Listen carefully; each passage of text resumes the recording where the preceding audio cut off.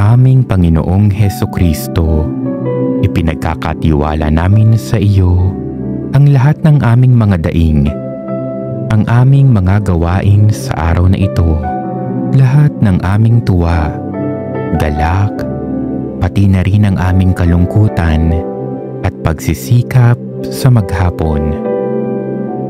Kaisa ng iyong pagpapakasakit sa krus, nawa ang aming paggawa ng mabuti sa araw na ito ay maging kalugod-lugod sa iyong kamahal-mahalang puso.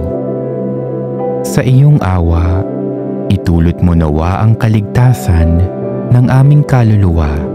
Patawarin mo nawa kami sa aming mga pagkakasala at buhayin mo sa amin ang masidhing pagnanais na magbagong buhay at lumayo sa kasalanan.